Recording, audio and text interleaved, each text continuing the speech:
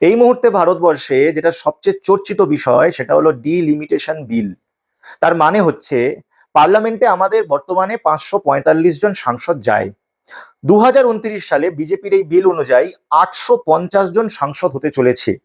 সংখ্যাটা 545 থেকে বেড়ে 850 হতে চলেছে। এই বৃদ্ধি কেন? তাদের যুক্তি হলো যে সংখ্যা বেড়েছে, পপুলেশন বেড়েছে, তাই আমাদেরকে এই সংখ্যা বাড়াতে হবে।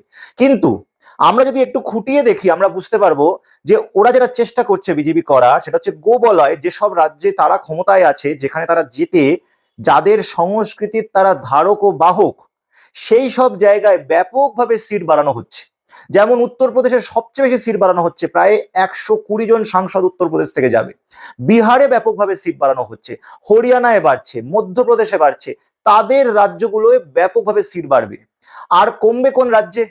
সাউথ ইন্ডিয়ায় কমবে, দক্ষিণ ভারতে কমবে, পশ্চিমবঙ্গে কমবে। যেসব জায়গায় তারা দুর্বল সেইখানে সিট কমবে। আপনারা দেখেছেন এসআইআর করে বিজেপি যেটা চেষ্টা করেছে, ঠিক সেই ভোট ব্যাংকগুলোয় সবচেয়ে বেশি নাম কাটা গেছে, যেমন মুসলমান, তারপরে হচ্ছে আদিবাসী, মহিলা। যেই সব জায়গায় বিজেপি ভোট পায় না সেই সব জায়গাগুলোই দেখা যাচ্ছে সবচেয়ে বেশি ডিলিশন হয়েছে।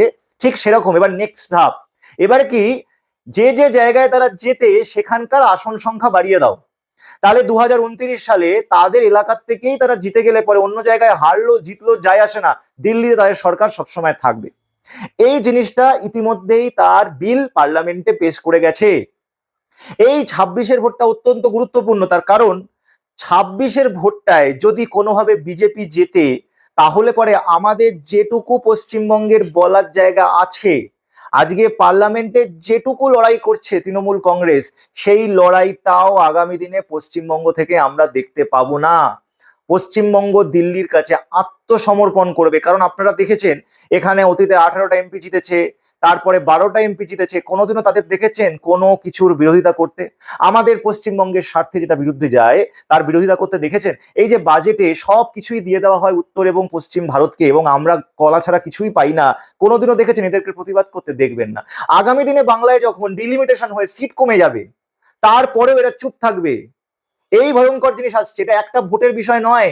একবার যদি সিট সংখ্যা পরিবর্তন হয়ে যায় তারপরে আদি অনন্তকাল সেটাই চলবে। যে পার্টি ক্ষমতায় আসুক, আপনি যাকেই ভোট দিন, আপনার ভোটের কোনো মূল্য থাকবে না। ওরা গোবলয় থেকে জিতবে, সরকার বানাবে এবং গোবলয়ের জন্যই কাজ করবে।